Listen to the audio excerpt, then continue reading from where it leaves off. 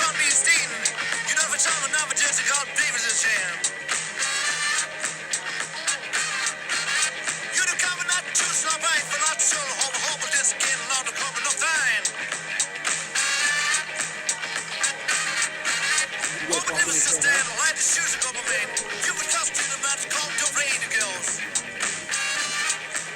Hey, sports fans, it's Travis. Thanks for letting us start the party and do a little live on location. How you doing? Doing good. It's a good show. You got a lovely family. Welcome everybody. I got good hope. Yeah. Hey, fucking savages. Greg Nelson's show. We are in Phoenix, Arizona. But actually, we're not in Phoenix. What am I talking about? We're down in, where are we? Are we in Eloy or Coolidge? Casa Grande. We're in Casa Grande? In the middle of fucking nowhere, let me tell you guys. I've seen gigantic goddamn buildings on the way here. Airplanes just damn near crashing. There's poison floating in the air over the farms that we've been down here. And, you know, there's that old adage, you try to get Moses to the mountain. Sometimes you have to bring the mountain to Moses. We've been trying to get Ken on the show for a while. He lives out there in Mukahanalani, out there in Hawaii. And we just figured we snuck him on the mainland and we'd jump over here and say hi to him. He's in our state, so we thought we would just bring the mountain to Moses. So here we are, Saturday afternoon. We're at Travis Works place, who makes the Works grinder. We're at his place down here in Casa Grande. They've got I think it's a fifth generation gourd farm here, and they have a hammer in. There's a bunch of classes going on out there. Ken's teaching a class tomorrow. I'm not teaching a class. I'm incognito, no beard. Nobody knows who I am. I'm in the land of anvils and hammers and weird beards, and nobody knows who I am. It's weird. So, anyways, Ken, welcome to the show. How you doing? Thanks for having me. I didn't even recognize you. What the hell, man? I know. We were talking for a few minutes. You're like, oh, you're in the Marine Corps, huh? Yeah, Semper Fi Jarhead. Yeah, I was like, hey, Ken, it's Greg Medford. He goes, oh, shit. You got a haircut, trimmed all up and everything. Shit, it's been a while. Plus 30 pounds. Everyone says I look younger than my age, and it's the fat strips and the wrinkles out of me. There you go. I lose weight. I'm going to look old. Dude, I lost 91 pounds. I look like a Shar-Pei. Did you lose I did. I had to put a couple pounds on just so I didn't look quite so wrinkly. Oh, man, I can only think of what happens to the skin on my belly area if I would take 40, 50 Turns into a mud flap. Turns into a mud flap. I wouldn't know. I could get a Playboy Buddy tattoo on my chest. There you go. How's Hawaii? It's Hawaii, man. It's paradise. He keeps saying that. You know, I mean, the struggle is real. Dude, look. So, the other day, I was sitting outside with my, I was sitting outside with my Tommy Bahama shirt on, Yeah. and I was leaning back in his recliner, you know, and I had a Mai Tai in my hand, and I was sipping on it. And I looked up for a second, I thought, well, hell, there's a cloud. But I couldn't tell because there's like this palm tree, and it was swaying in the breeze. And so I had to lean over to look just to make sure, and I spilt some of that Mai Tai right on my brand new Tommy Bahama. So the struggle is real. You know, it's tough. It's a hard place to live. I was telling you, it's a... Now, you sit on the windward side. Is that the North Shore? No. It's the windward side. Yeah, it's just the other side of the mountain. Is that Hickam down there? Is Hickam on the side? No, I'm in Kaneohe. That would be closer to the Marine Corps base. Kaneohe Marine Corps Air Station. That's where I was stationed in the Marine Corps, matter of fact. So are you on the side that has the airport that was flying from where we're going? That's Honolulu, Waikiki side. Yeah, I'm on the other side of the Ko'olaus. Oh, okay. Well, now we got a line of guys.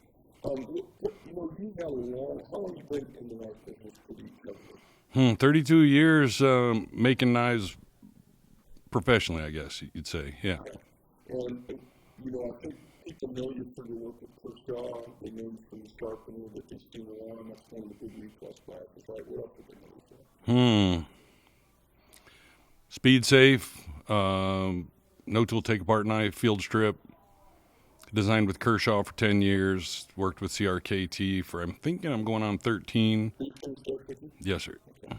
And then what's the most popular knife you ever designed? Leak, probably, yeah. What goes out there? Oh, holy shit. That thing's, I'm guessing, close to 4 million in sales units. That's crazy. I'm guessing. Yeah, how long has that knife been on the market?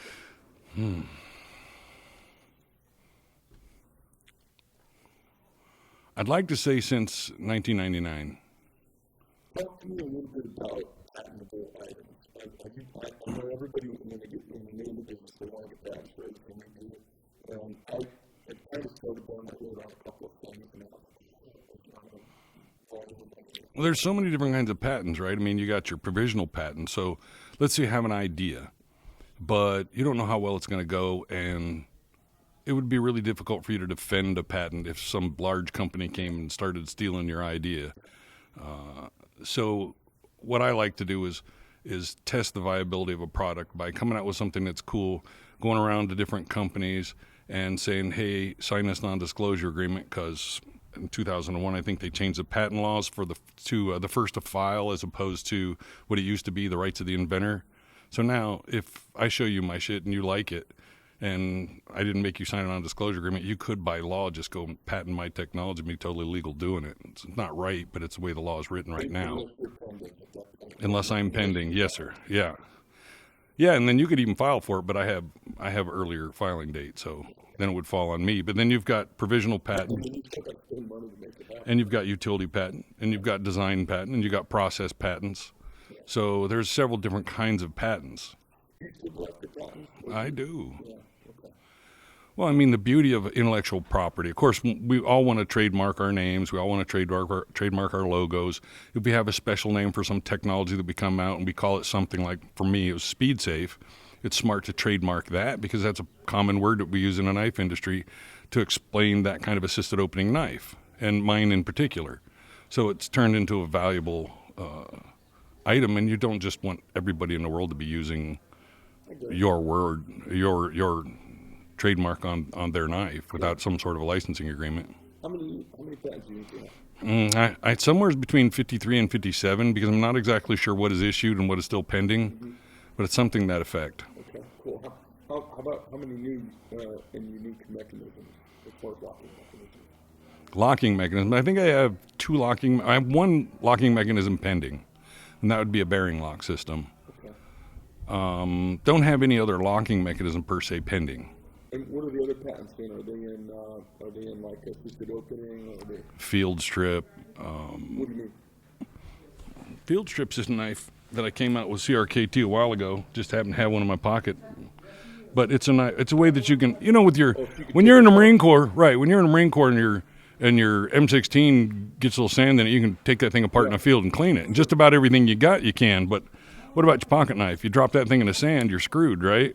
So you just spin the wheel off, flip the latch, drop it on the ground, falls apart, no small parts, easy to clean up in the field, and really easy to put back together. Just put the blade in the knife. I just happen to have this thing in my suitcase. I wasn't even planning on bringing it, but I needed a beater. I've never even seen that. I love it. Yeah. And they make a lot of those? They do. It's kind of popular. I mean, when you're gutting a moose or something, your pocket knife, yeah. When you're gutting a moose with your pocket knife or something, you want to be able to get that blood and guts out of it. People's knives are gnarly. When's the last time you opened up a pocket knife and looked inside of what kind of garbage people have in there? Oh, I know. I get them back all the time. Yeah, they're gross. Potting soil, cigar, pipe, tobacco. What's that? Are the handles all aluminum on this? On that one, yeah. We got them in all kinds of different configurations. Super cool tech. And then we got the new one too with the second generation field strip. That's just a lever you throw to the side and push up, and the whole thing comes apart. Oh, you don't have to do the wheel. You don't have to do the wheel. I kind of like the wheel. I like the wheel. I wanted to do a nail nick on the back strap and just rotate the back strap quarter turn and get rid of it there, and then rotate the handle quarter turn and tear it apart there. We haven't done that yet, but it is patented. Oh, cool. I like it. So you're you haven't started your own knife company all these years. You've been doing stuff for other folks. You are your company of you, basically. Well, I live in Hawaii. I mean, I'm at a complete competitive disadvantage being in Hawaii, right? Right. I mean, everything costs twice as much to bring in, and just getting to the West Coast is 5.5 hours on a plane. Yeah. Shipping's ridiculous. Cost of living's ridiculous. Electricity's ridiculous. But you pay to live in paradise, right? Like if I lived stateside, if I lived in mainland, I'd have had a factory a long time ago. I love this stuff. Yeah. I like solving the big problems and seeing the whole thing come together. Yeah. And for me, it's more like I want to assemble a team of the most hotshot designers, and I don't care where they come from for the most part, and be the conductor at some point. Like right now, I feel like I'm playing a clarinet in a band, and there's a whole bunch of members in the band.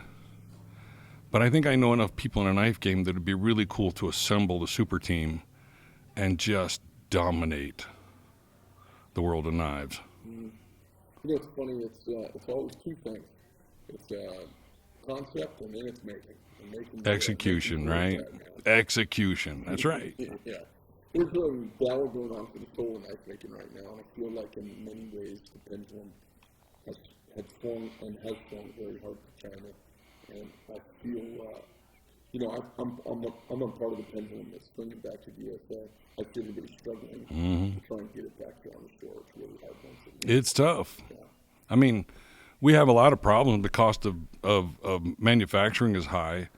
And then you've got OSHA regulations. You've got your insurances, your medical, your dental, your vision, your all those kinds of things, your sick leaves. You got a million things going on. A lot of younger generation now don't necessarily like the trades. I mean, they want to graduate high school and get a cushy job, corner office, and get a job in management. Yeah, nobody wants to pay their dues. Nobody wants to get in there and get dirty. Yeah. That's it's it. a different kind of person, you know. I really scream for these guys who like the experience of the creation of making stuff with their hands. I try to tap into hearing that. I love that.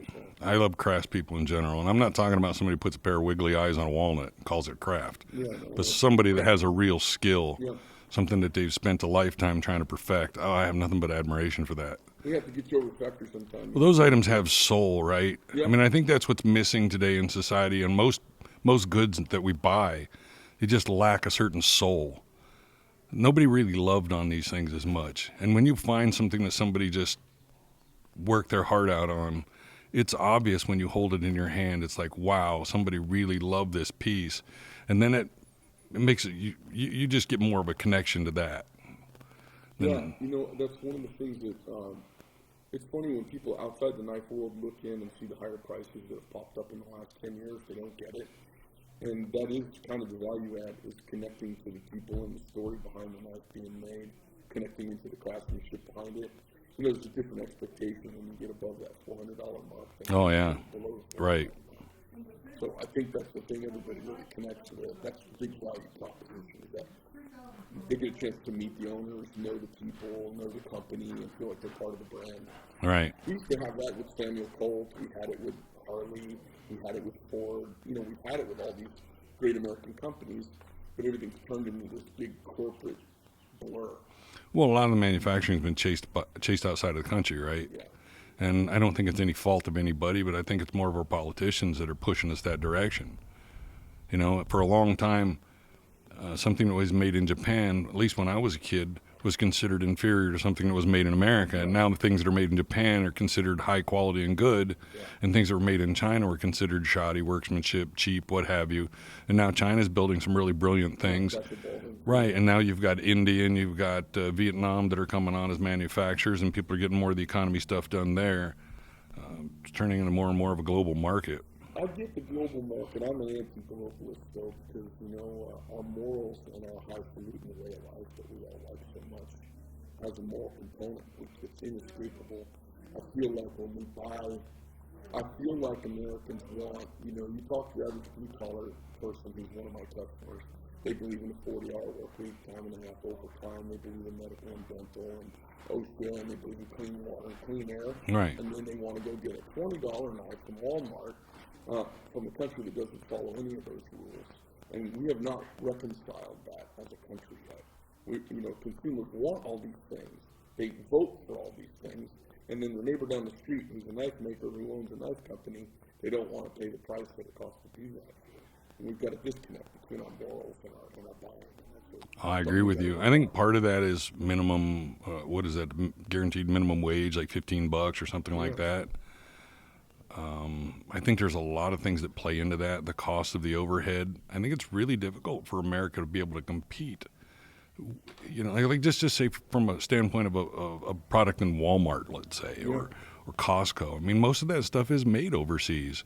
Not a whole lot of it's made in America anymore. There's a real argument and a real discussion to be made that says if your society has all these rules and needs to consume things made outside of those rules, then either the rules are bad that you've come up with, or you shouldn't allow the things not made by your rules to be in.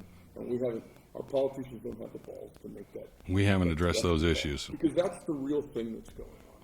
We have expectations and we cheat. And we haven't fixed that. And that's a bummer for me. But I don't think that is everyday Americans. I don't think that is the heart and core and soul of America. I honestly believe that is more of the big corporations and the government that are pushing a lot of the jobs outside of the country. You know, and to what ends? I agree with you in some respects, but you know, you said earlier to me, we were chatting, and you said that you guys had offered knives at $20 and $29. Exactly. And the $20 one outsold the other one. And the 29 one, this is a Walmart experiment that we did years and years ago.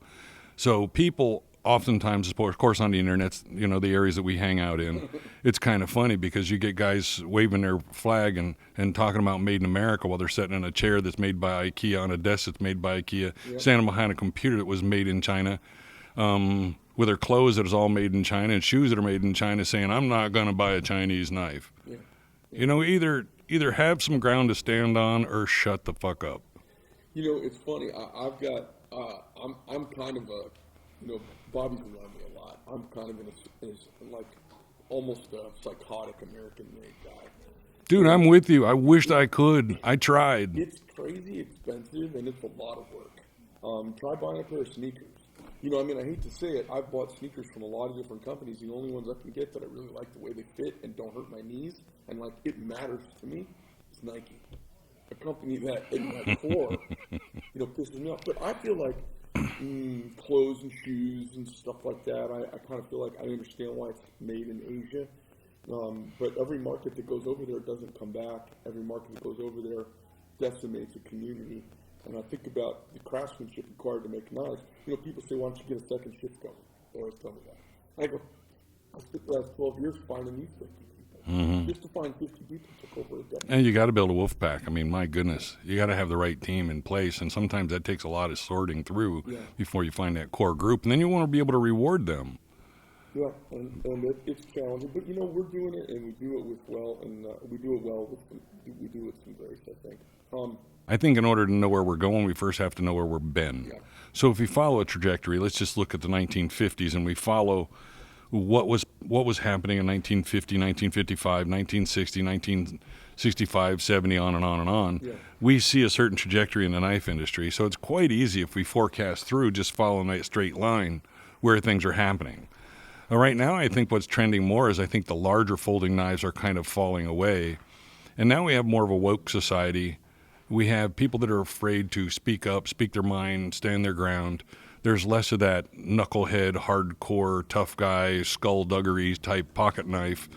And it's more of the ambiguous, simple line, slimmer knife that you're not going to scare anybody if you're trying to cut your sandwich in half at Hardee's. Yeah, I mean, I think that's why the dessert knife did so good, right? I mean, it had sprinkles and donuts all over it, and everything is, I mean, people are putting little kitty cats all over their knives and doing anything they can to try to get the fear factor away from a pocket knife.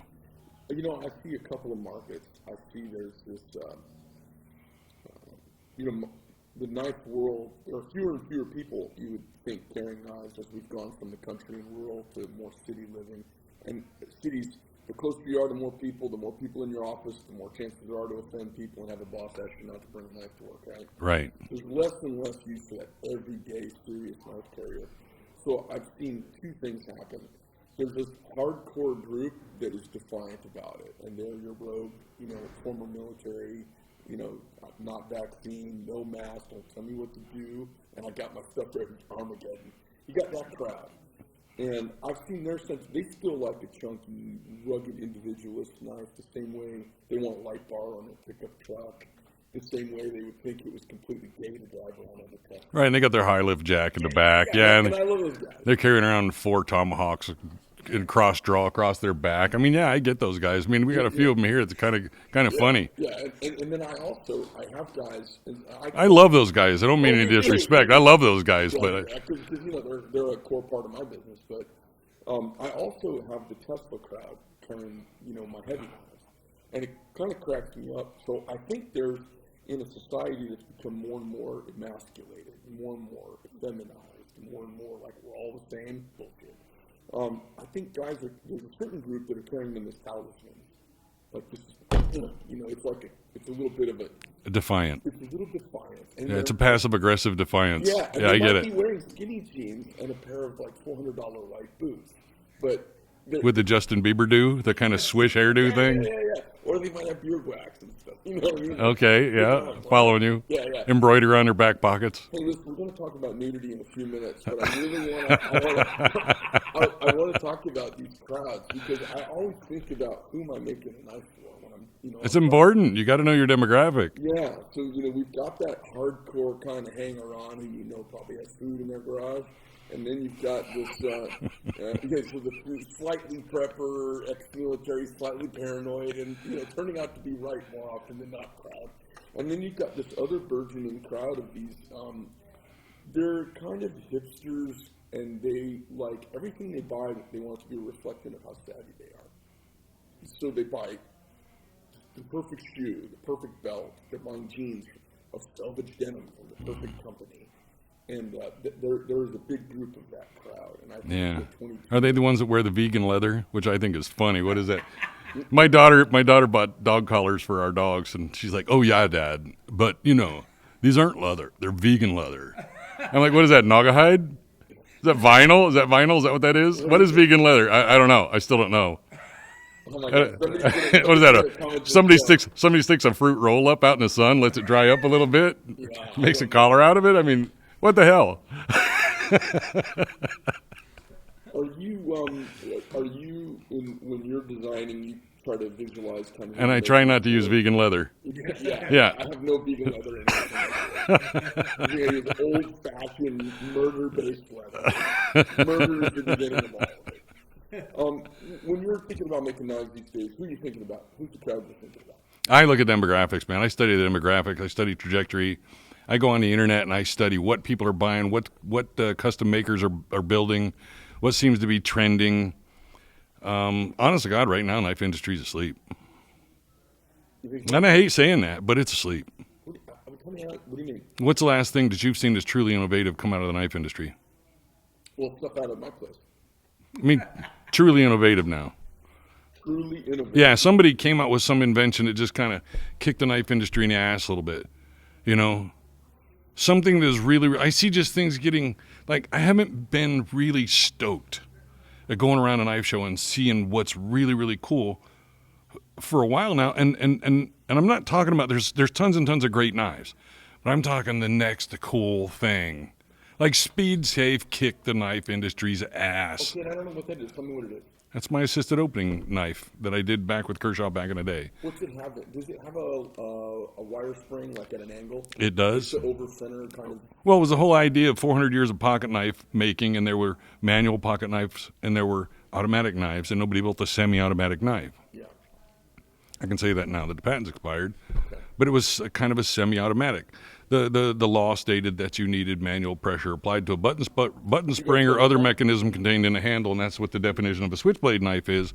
But manual pressure applied to a thumb stud or opening lug is the definition of a one-handed knife. So as long as you're using manual force on the blade in some portion of the opening of the blade, it would be considered a manual knife. Are they still making that? Yes. Is that still patented? No, patent expired last year, January. I just noticed some knives from another company that had Benchmade, what do they call it, radius lock or axis lock? Axis lock, yeah. I saw that. Well, the patent expired on that too, but I understand that there's like a foreign patent that's still good on that, but the one in America kind of expired, so that's public domain at this point as well. That's a pretty good lock mechanism too, I think. It's one of the best, and it's ambidextrous. Yeah. It's incredibly tough. Flavio Icoma came out with the bolt lock. CRKT came out, and that is one of the toughest locks I've ever seen. How does that work? It uses a forked set of dowels, I guess you would call it, that go through the handles and through the blade and absolutely lock the blade in place. Oh, that's pretty cool. And you have to push the center of the pivot shaft, depress that in order to close the blade. So it's a really convenient way to unlock a knife where you don't have to stick your hand in the travel of the blade. So it's kind of cool. You just depress the pivot. It works really good. Oh, cool. It's a tough knife. I mean, I've done pull-ups with that thing hanging in the rafters. Who designed that? Flavio Icoma, brilliant maker from Brazil. He's the guy that came up with the IKBS, Oh, really? the bearing system. Is it new, or is the bolt lock new? Or It's been out for a couple of years now. Yeah. It's got some... Well, Flavio's brilliant. Right. Flavio's brilliant. I mean, IKBS has become standard in the folding industry now. He didn't get an American patent, so it's public domain. He got a Brazilian patent, which really didn't mean anything. But he didn't know any better. That's one of the reasons why I guess I'm giving a big speech here tomorrow talking about how to protect yourself. Right. Intellectual property. Right. Yeah. And not just the intellectual property, but also, trying to get the protection of an 800-pound gorilla to help develop your product. Because if me, a small potatoes person, was to come out with a really cool invention, try to keep it all to myself and start mass manufacturing, and some large corporation come in and decide to steal it from me, and I take them to court, and even if the courts rule in my favor, all they have to do is appeal the case and keep appealing the case until I'm broke and begging for mercy, and then they not only end up with all my intellectual property, but they have all my money too. It's unfortunate that's the way the laws are, but they are. Yeah. So I had a friend who developed a folding knife, and I know you've seen it. It takes the X-Acto blade, and it's a folding knife, and then you lock it out. The blade locks out, and it's got the X-Acto blade in it. And he had the patent on it, and had the patent on it, holds the patent on it, and went and showed it to one of the big box home repair places, and they said, "Thank you very much, and be on your way." And 6 months later, it was for sale. They bogarted his shit, right? Yeah. And he had the intellectual property for it. Orange and blue. Yeah. No kidding. Wow. I See, I hear all that kind of stuff all the time. This is years ago. And he's the son of a famous knife maker here in Arizona. I think I know exactly what you're talking about. Unbelievable. It's an amazing story. Yeah, and it is the 800-pound gorilla. I mean, you can't even start the fight with them. Right, but see... I just thought for the very first time probably have enough shekels piled up that I could get into a fight, but then not a big fight with one of those guys. Exactly, and I know exactly the scenario that you're talking about. And the problem was, I think that he tried to keep that so close to his chest, and he wanted to make all the money on that thing, that he neglected to go out and say, hey, big box store with a huge... following that could sell hundreds of thousands of these things a month. Would you be interested in some really cool new technology? Please sign this non-disclosure agreement, then I'll let you know, or I'll tell you what I got. If he would have had somebody tell him or inform him or let him know. They did. They had attorneys and non-disclosure agreements. The whole man. Everything was signed, and they still ripped him off. Yeah. Oh, then he's got a huge payday coming. You think? He would have to. But you got to roll up with some money to make that happen. Oh, but the money is so huge on it. The money's huge. Dude, you know what those things? You know how many of those knives, that type of knife, they sell a week in this country when it was hot? And it's three times damages, I think. And 4 times damages, yes, sir.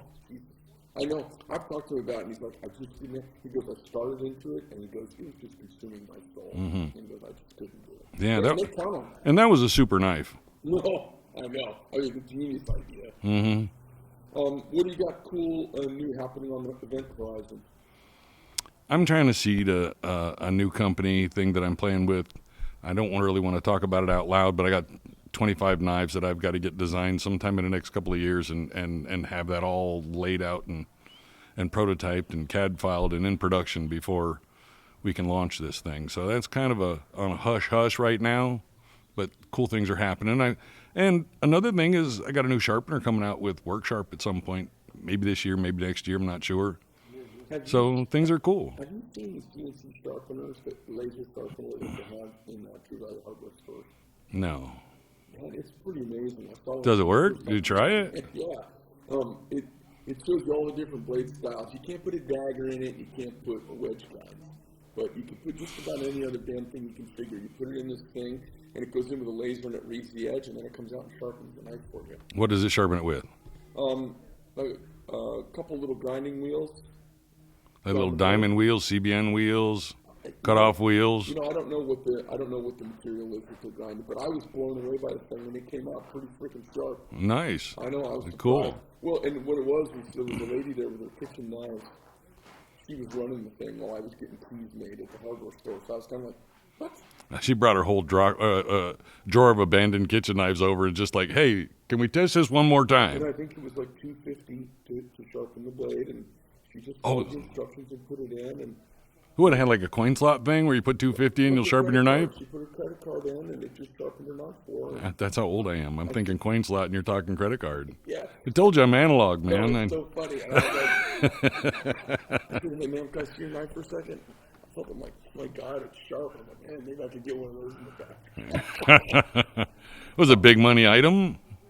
Well, it's about the size of, you know those machines where you could put a penny and a quarter in and you go like this and it squishes the penny into a bracelet thing? I'll just say yeah. Like when you're like at a tourist place and it'll squish the penny into like Niagara Falls. I saw those, but not when it would make a bracelet out of a penny. That It's would. a machine about that big. Okay, cool. So, I don't know, maybe a foot and a half wide. So this is a service that this company is offering. So you come in with your knives and it will sharpen them. It's a machine that they have in True Value hardware stores. But it's not one you can buy. It's one that you just utilize. Right. I mean, I don't know what the financial terms are on the machine, but it's some company owns the machine and they have it like a vending machine. That's cool. In the True Value, and it sharpens your knife. That's cool. I mean, it was, and I just saw it was laser guiding or optically figuring out where the edge was and then going there and sharpening. I was like, holy shit, that's legit. That's cool. Yeah. Yeah, because sharpening is the hardest thing to make not handmade, right? You know, it's funny. I mean, you think about it. How many knife companies are there out there? And how many knife companies actually offer product to support their own knives, to sharpen their own knives?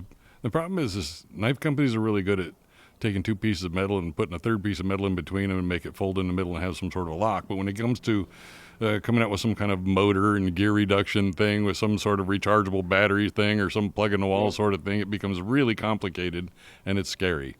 Different specialty. Exactly. So you've got this other company you're starting up. It doesn't belong to me, but I'm seeding the company. All right, I think it's going to be a really cool thing. Principal intellectual property for this other company. You're the principal intellectual driver.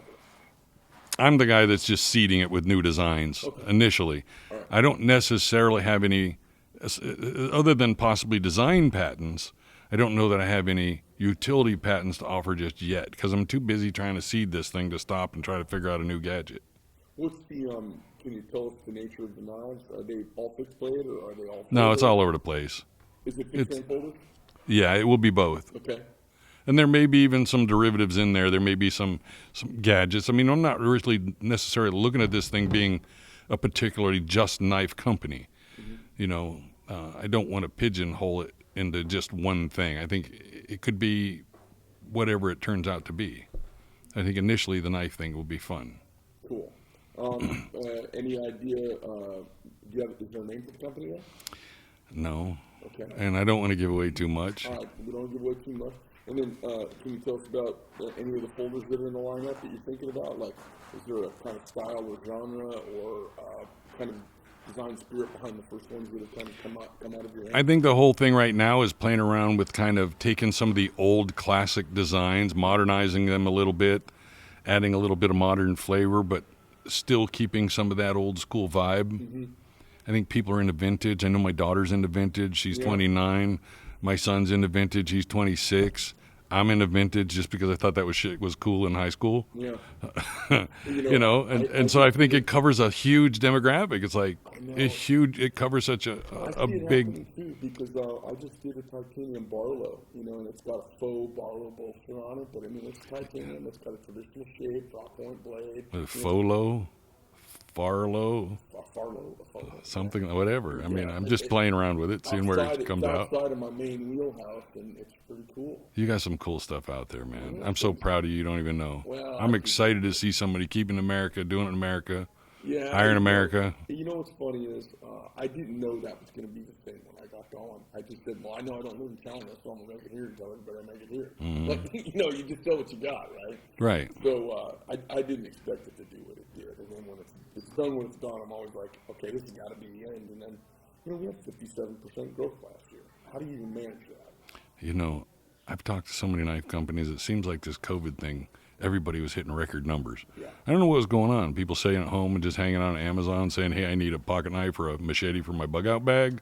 I don't know what it was, but it's something. Buying useful stuff. Maybe, yeah. You know, I think you get scared and you buy things you think might be useful. I think there's something primal about knives. That's why you and I like them probably. I love them. They're primal.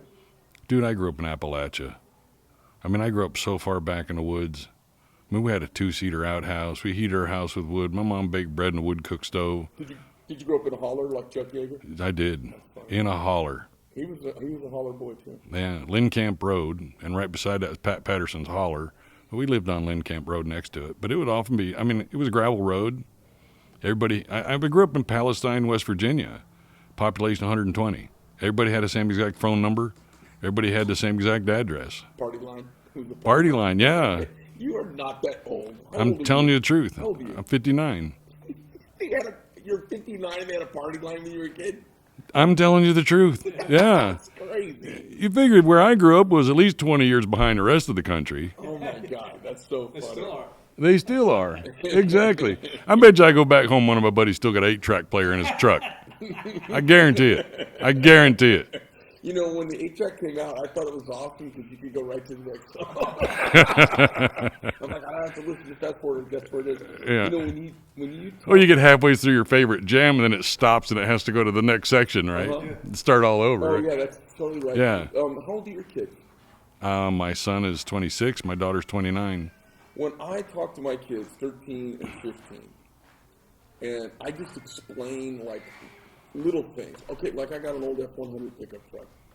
First time each one of them went for a ride with me in the truck, they didn't know what the thing was on the door. What's this thing? I'm like, that's put the window down. Like, how? And so they put their hand on it, and they're like trying to push it, like, you know, the window's going to go up and down. I go, no, you turn it like a crank. And my son, he just thought it was the coolest thing. He's like, you need to move this to make the window go up and down. And how old was he at that point? Oh, you know, he was maybe 9 or something. You only let him jump in your truck when he was 9? I got it then. Oh, okay, that makes sense. Had You had kind of led me along there, this path, and I'm thinking, what, your kids never jumped in your truck before? Well, What the hell? Truck until I You were driving a Tesla before that, right? Yeah. Oh, okay. So it's funny that, you know, if you tell them, yeah, you used to have to get up and change the channel, they're like, you know, they don't even get it. Oh, dude, everybody had a pair of vice grips on the channel changer, the what the hell you call it, the dial. The dial was It was broken, and you had a coat hanger, and it was wrapped in aluminum foil. I used to cut the deal with my sister. I'm like, hey, if you hold the antenna, right? Gilligan's Island, I'll hold it through your little wrap. There you go. There you go. I remember those days. Yeah. I grew up without a TV, but I'd go to my neighbor's or my grandparents' house. They had a TV. We didn't have a TV. We had a base station. What's that? That was like a big CB radio where you could talk to Argentina. You know what the hell they were saying, but it was kind of cool. Yeah. And then my dad would make you climb up the antenna like 80 feet in the air on a hill just to turn the antenna so we could get in maybe Venezuela or Australia or whatever. That's Yeah. awesome. What did your dad do when you were growing up? Auto body and fender repair. Yeah. Plus, he had a wrecker, and he had part of the wrecker rights in the county, so Okay. you know, When it's did kind you of leave cool. West Virginia? I joined the Marine Corps in 1980, and I graduated high school in 1981. I did a year delayed entry. I did delayed entry too. Oh, I was a couple years behind you. And you went in the Marine Corps on the East Coast to go to Paris Island? I did. So did I. No Hollywood Marine. No Hollywood Marine. No offense to any of you faggots. Mountain climbers. All right, and for everybody else, I didn't mean that kind of. You don't even know what I'm talking about, people. So for everybody, soy boys and skinny jean folks, don't be offended. That wasn't an anti-gay slur. It was totally anti-gay. It totally was. Don't queer face out in California. I just, you know, my thing, honest to God, when it comes to that kind of stuff, I love everybody. But you know what? I got my own thing going on. My head down, my ass is up, and I'm working. And I appreciate everybody. If that's what you're into, that's what you're into. I get it, okay. But I'm not going to be a soldier in your army. I'm just not going to be a soldier in your army. It's not because I don't love you. It's not because I don't appreciate you. It's because I got my own shit going on. Right. You know? And that ain't my thing. Everyone's twisted this up, you know. Like, look, the world is a better place than it was 30, 40 years ago. It absolutely is in many ways. Because there were people being drugged around by bumpers when you and I were young. career choices. It's not happening as much anymore. So the world's got to be a better place. Got to be a better place, right? Yeah. People, Jim Crow's gone. Racism's gone. I mean, Good. Slavery's gone. There's still racism. You know, it's funny because I grew up in Appalachia and I don't remember any racism. I don't remember it. I don't ever remember somebody saying something terrible racially. And maybe it's because of predominantly white environment and there just wasn't anybody else around. Yeah. It wasn't until I was in the Marine Corps where I actually realized there was such thing as a racism. Everyone twists up the fact that human beings we have a tendency to like a group. We like a group together with like. It's very common. Dude, I've been living around. I left home at a pretty young age. I joined the Marine Corps, put in for the East Coast. They sent me as far west as they could get me. I'm in Hawaii now. My wife's Hawaiian, my wife's Chinese. Most of my friends are Asian of some type. I've spent more time in that culture than I have in West Virginia culture at this point. Yeah. I still talk like a redneck, but I can work a pair of chopsticks, let me tell you. You're a multicultural hillbilly. Pretty much. I'm like, I don't even know where I belong, You belong wherever you are. I've been to China so many times, and I love the Chinese people. Chinese people are just hardworking people. They just trying to get ahead. They're trying to feed themselves. I mean, it's the politics I don't particularly care for, but the people themselves, they've been very kind to me, very good to me, and willing to give when they didn't even have anything to give. So I have nothing but admiration and respect for the people of China. I just, don't dig the politics. Yeah. Don't dig the bully pulpit. Yeah, politics are rough. All right. Well, I think we've covered knives. Where you're going with knives. You got any other projects outside of that company or that brand that you look like you're getting ready to screw ahead? I think I'm just getting a little older now, and at some point I got to learn to say no. And right now it's 5 companies. All leaning on you? All leaning on me, and I'm one person. So, at some point, I've got to take that beautiful wife of mine and go run around on some beach somewheres and take her to Spain or take her to Paris or take her somewhere so we can just enjoy us time instead of everything. Why not? Why not? What's wrong with a nudie beach, right? Now we're entering the nude section. So if y'all are offended by that, you can all pound sand and hit the Yeah. Now. So what's the nudie beach? We're going live to the nudie beach right now. Bobby, how are things going over there? Good. No, Bobby's naked right now. You guys don't know this. Our producer is completely naked. He's been bragging for years. It's untrue. Ready to right toward us. According to him, it's 37 degrees out also. So, what's the new? You live next to a new beach in Hawaii? No, I don't. No, you don't? I know it's not next to it. It's across the island. But yeah, you have to go there on purpose. Exactly. Why not? Going there. Why not? Okay. I'm just asking. Come on now. When we were kids, we had, school and everything else. We were beat up. We were taught to hate who we are. We were taught to hate our bodies. We were taught. Shame. We were taught shame. Exactly. Yeah. You filthy boys with your filthy penises. Blah blah blah blah blah. Right. And remember when you was a little kid, and I think my kids did this. Your kids probably did the same thing. They 3-4 years old. You get them out of the bathtub trying to dry them off with that towel, and what's the first thing they do? They just got to shake free of that towel, and then you're chasing them around the living room. Sometimes they go out in the yard, run around stark naked. Why? Kid got to have naked time. Yeah. What's wrong with that when you get older? Get rid of some of that bullshit luggage. That luggage, it's other people's luggage. All those insecurities. Look, it ain't perfect, but it's me. This is the vessel I'm in. It ain't who I am. I love it. Either like it or get the fuck out of my way. All right, let's talk just a little bit about Why not? skydiving. How did this naked skydiving thing happen? Oh, dude, that was so many years ago. I know, but what happened? It was a Skydive Hawaii. It was a brand new skydiving company in Hawaii, and I was working on the aircraft, trying to keep the aircraft maintained. And my buddy had bought this 1929 Fleet and had all kind of vintage stuff on it. Right? It was flown by Amelia Earhart. It was given to Charles Lindbergh by Mr. Fleet in 1929, and my buddy found this thing in a barn in Maui. Then he was a pilot for Hawaiian Airlines at the time. And this thing was in shambles. So I spent years and years building this thing up, and it was a biplane. It's pretty cool. And this was back in the day when you had the VHS tape, the big recorder. And they were like, hey, man, let's go out and let's do some jumps out of this plane, this vintage airplane. And so I get up there, and I'm like, okay, let's do this thing. So I fly up, and I'm in the front seat, pilot's in the back. And I'm thinking, well, my buddy's got his video camera out there. I gotta do this thing justice, right? I'm young, man. I'm like in my 20s. So I'm like, okay. So I take my chute off, and I just strip down starkers, and I put my chute back on. I'm sitting down in this little tight seat, right? So I don't know how things are working. And then it's time. So the other plane's right beside us. He's got his video camera out, and so I climb out of the seat, and I start doing this wing walk, right? And I'm just stark naked. And everybody's laughing and just getting a laugh at it, and I'm getting beat to death in the wind. Let me tell you, it was painful. But I already committed to this, right? So I've got to follow through with it. So then I go down on the landing gear, and the landing, the tire's there and everything. It didn't collapse, old airplane. So I'm hanging off the wheel and everything, and I'm just getting beat to death. Finally, I let go, and I'm free falling. Everything's great, and then I drop that chute when it comes about time. I had no idea I had that nut meat stuck up underneath that strap, that chute strap. So that was painful because there ain't no way to get out from underneath of it while you're dangling. Have you ever told this story in public before? Yeah. Well, not in public. I mean, guys, you're not going to hear the phrase nut meat very often. Yeah.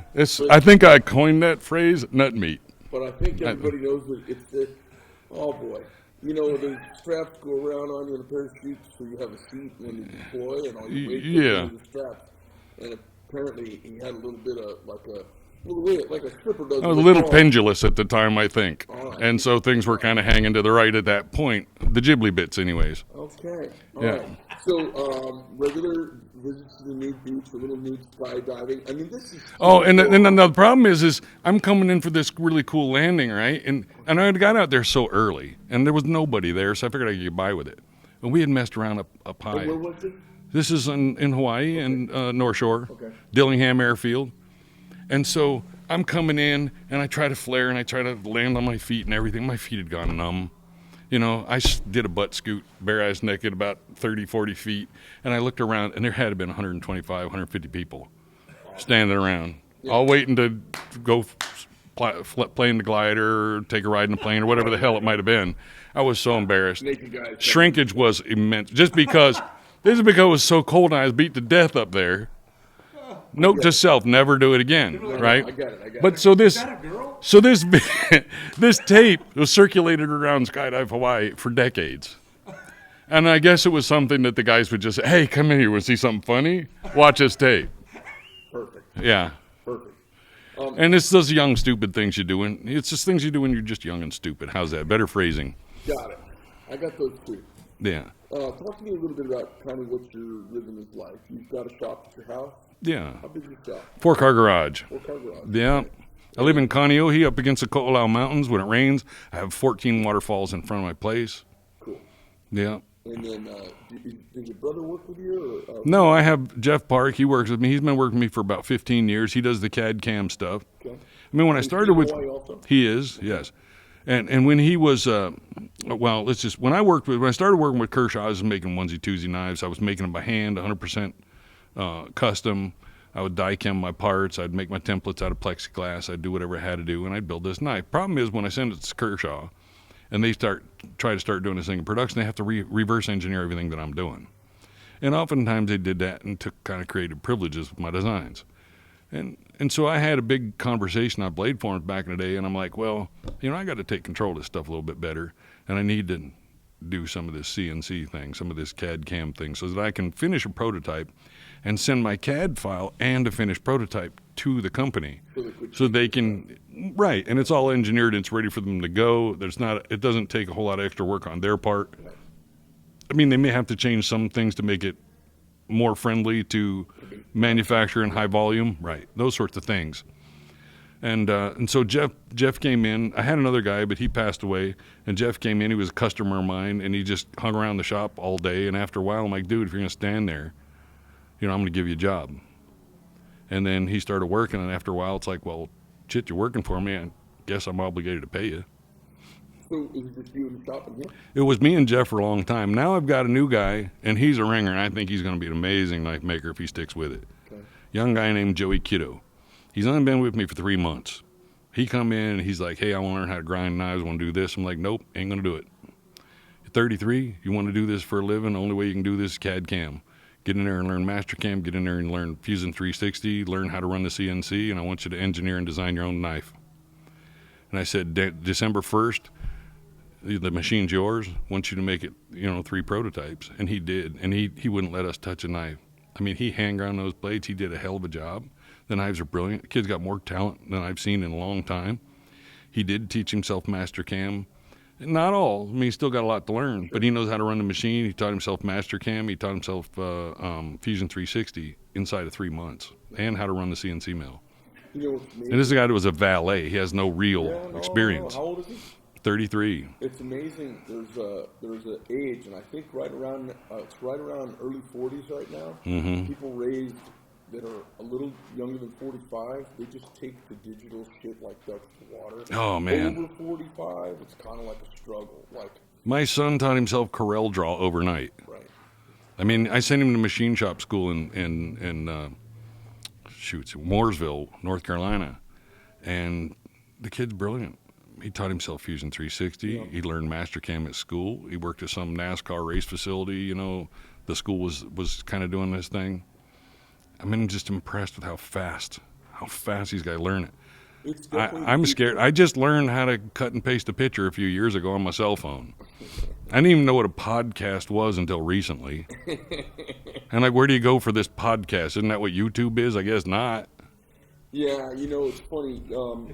I started doing this on YouTube about 12 years ago, and I was, to my knowledge, I'm the only knife company owner who's hung it out the way I have. I mean, everybody knows what I'm up to.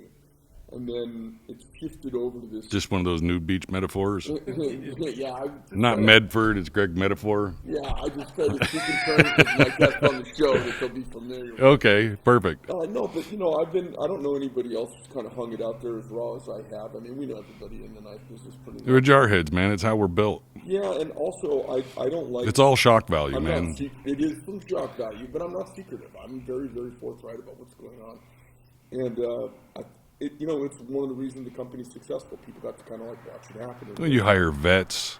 Yeah. You're doing the right thing. So we shifted over to this format about August. Since halfway through last year, and it's just a different format, but it's what I was doing on YouTube anyways. But everybody's going on Spotify and iTunes, and they go to Greg Medford Show. Just put that in Google search, and next thing you know, they're listening to this, and everyone's phone is set up so you don't have to be watching it on YouTube. They just put it on, and it plays in the background while you're doing what you're doing. And got their earbuds in, grinding blades, listening. Yeah, that's what's going on. And we talk heavy politics, a little bit on knives, and then we're starting to get people from all kind of different backgrounds, just basically trying to have authentic conversations. That's good. That's fun, man. This is fun. I love doing it. I try to. I don't do very good on the social media thing. I've never really been good at self-promotion. I guess that's why I work for the other company, so they do it for me. I don't have to. I've never been one to say, hey, look at my knives, come buy my knives. I mean, you've never really been that guy either. You're just putting it out there. I always felt it to be kind of disingenuous. And I'm too busy. What am I going to do? Set up a camera and a selfie stick and shit and say, oh, now I'm going to try to cut this lock and here I am grinding a blade. Look at me. Aren't I cute? Well, I'm not that guy. I don't know how to do it. The reason it started was because when I started my company, I had 15 knives, and everybody said he's having it all made in China. And I was like, the fuck I am. Let me show you. And I just said, here's me grinding. And I put the video thing on because I had no employees. I just put the video thing clipped onto a little thing on a pole off to the side, and I'm sitting there grinding knives, and I was like, oh, he's actually really making this stuff.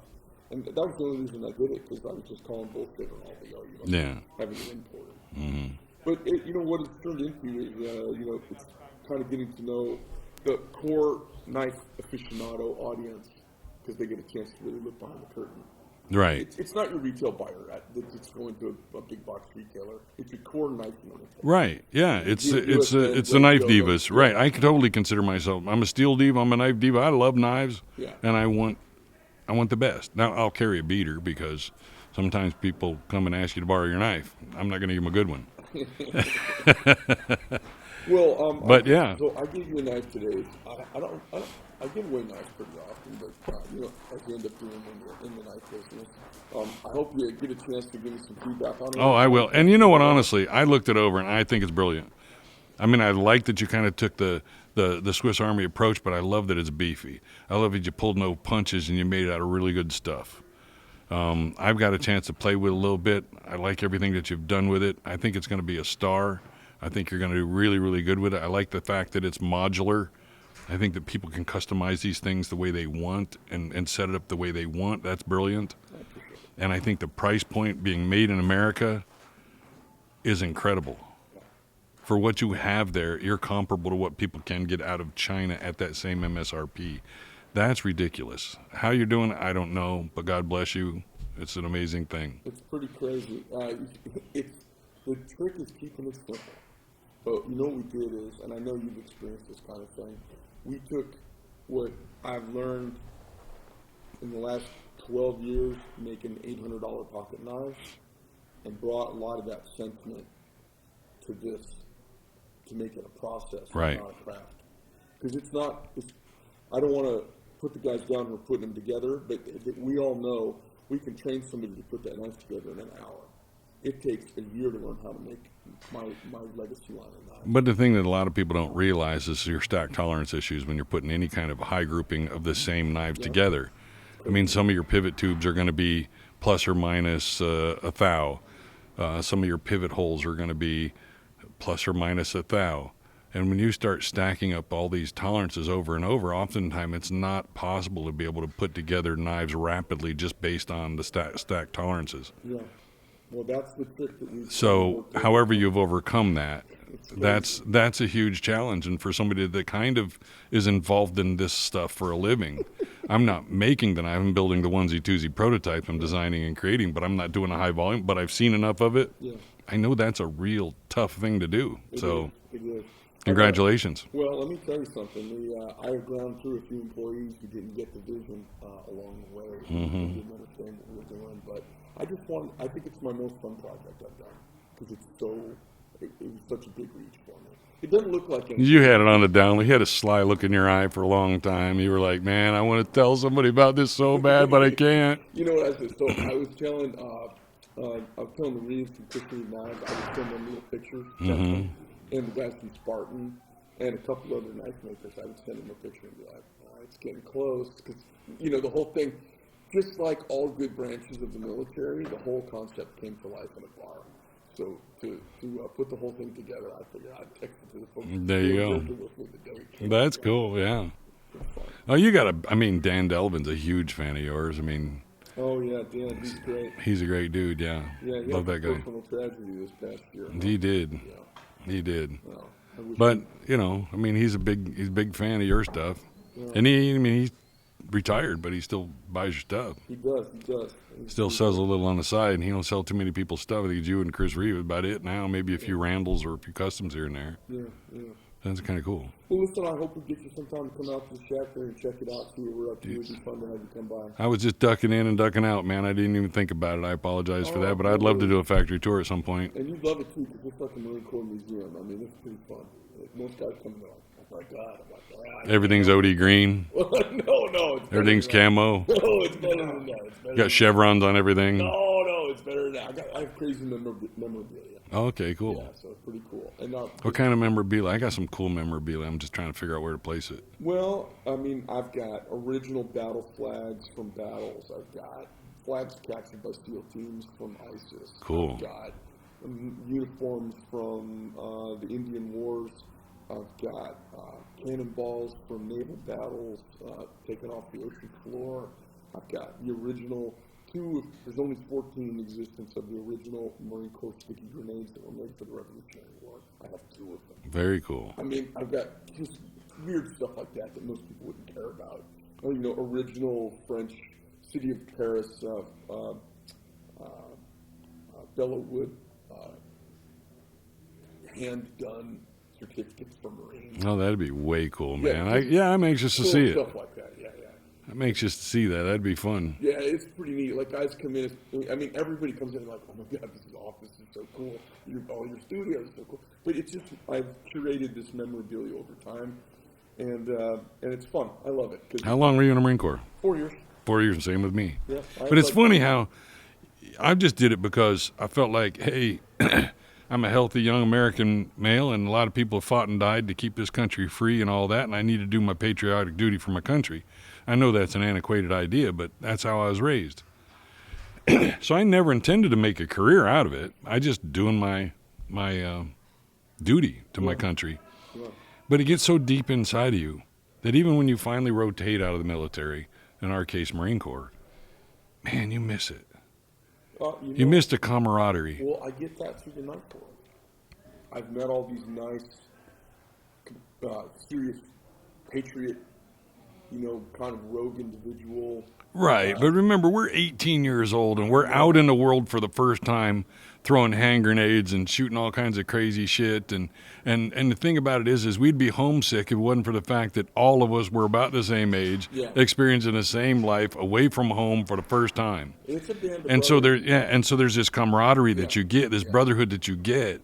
And once you get out, you go back home or you go wherever you're going to go, and it's like your buddies are still doing the same exact shit they was doing before they graduated high school, or they're working at the supermarket. And I mean, you've been all over the world, and you've thrown hand grenades and ridden around in tanks and crashed Humvees and jumped out of perfectly good airplanes for no apparent reason. So I get a call 2-3 weeks ago, and it's from my squad leader.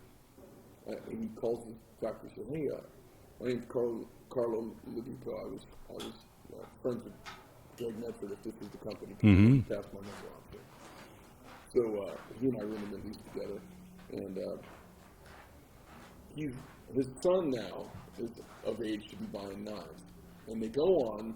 He says, "Hey," he calls me up and goes, "You ever heard of this website called Blade HQ?" I'm like, "Yeah." He goes, "Well, my son wanted to show me this knife, and we were on there, and there's a little snippet of a video. They're like, we got this crazy ex-Marine that makes knives. He's super opinionated, but we love his stuff." Because that was like the title of the video. And he goes, That's a long title. He goes, "Sounds like Greg Medford." Yeah. And so he didn't know, we haven't talked. He doesn't even know I'm in the knife business. No kidding. He goes, so his son clicked on the video, and it was me, and he says, "I about fell out of my chair." He goes, "That was my old life in the Marine Corps." So we reconnected. He's flying out here to Arizona. He's in That's Customs cool. and Border Patrol now. We're just talking, and it was so funny. Oh, yeah. Reconnecting. He was one of my favorite guys I was ever friends with in the Marine Corps. That's it, And man. we just kind of lost time, and the internet slapped us back together. It was pretty I have the same. I mean, I got a buddy that we were roommates practically the whole time we're in the Marine Corps together. Worked same squadron, did the same thing, and we're still best friends. We're still best buddies. He retired from the Marine Corps. I didn't, but I mean, we're still best brothers today. You can't break that bond. What's so funny is we hadn't talked in 25 years, and we picked up the phone, and it was like we were back in a fighting Yeah. project together Yeah. with each other. It's like all that time had passed. It was like we were. It was like yesterday, and now it's today. And we see each other, and we just saw each other yesterday. Same kind of crazy balls in your face. He's flipped. He's told CBP to eat a bag of dicks. I'm not wearing a mask. I'm not getting vaccinated. Go ahead, government. Try and fire me. Because he knows what. Yeah.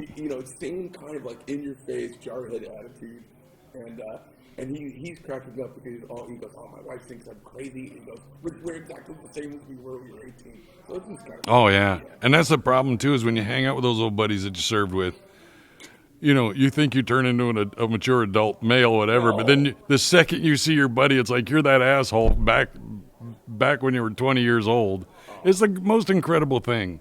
And I was with Paralyzed Veterans of America after the Marine Corps for some period of time. Of course, after 9/11, felt a calling. We got all these guys getting blown up, these young women, these young men getting blown up all over the place.